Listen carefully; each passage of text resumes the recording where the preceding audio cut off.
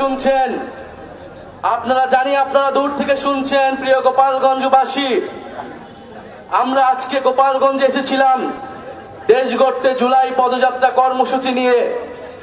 আমরা কোনো যুদ্ধের আহ্বান নিয়ে নয়, শান্তি এবং দেশ গড়ার আহ্বান নিয়ে গোপালগঞ্জে আজকে এসেছি। প্রিয় গোপালগঞ্জবাসী, আমরা গোপালগঞ্জের নাম বদলাইতে আসি নাই। আমরা এসেছি ভবিষ্যৎ বাংলাদেশে, এই নতুন বাংলাদেশে গোপালগঞ্জ মানুষের অধিকার যাতে রক্ষা করা হয় সেই প্রতিশ্রুতি দিতে। প্রিয় গোপালগঞ্জবাসী, মুজিববাদীরা আজকে বাধা দিয়েছে। গণ অভ্যুত্থানের মধ্যে আমরা বলেছিলাম বাধা দিলে বাঁধবে লড়াই, সেই লড়াইয়ে জিততে হবে এবং সেই লড়াইয়ে আমরা জিতেছিলাম। আজকে আবারও বাধা দেওয়া হয়েছে, দ্বিগুণ গতিতে এর জবাব আমরা দিব ইনশাল্লাহ। প্রিয় গোপালগঞ্জবাসী, আপনারা যারা এই গণ অভ্যুত্থানের পক্ষে রয়েছেন, নতুন বাংলাদেশের পক্ষে রয়েছেন, আপনাদেরকে দায়িত্ব নিতে হবে এই গোপালগঞ্জ যেন মুজিববাদীদের আশ্রয় কেন্দ্র হয়ে উঠতে না পারে।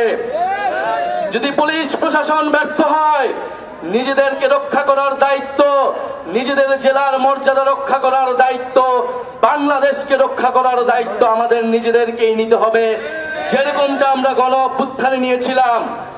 প্রিয় গোপালগঞ্জবাসী, আমরা আজকে এতটুকুই বলতে এসেছি, গোপালগঞ্জ নামে এই বাংলাদেশে, সামনের বাংলাদেশে কোনো বৈষম্য হবে না।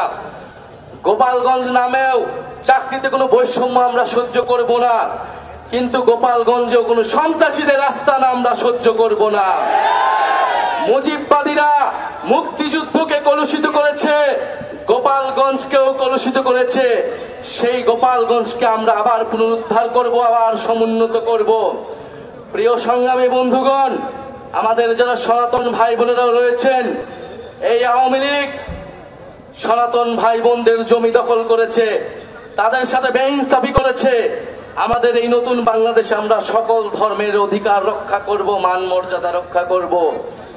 প্রিয় সংগ্রামী বন্ধুগণ, আজকে মুজিববাদীরা বাধা দিয়েছে, তাদেরকে জবাব দেওয়া হবে।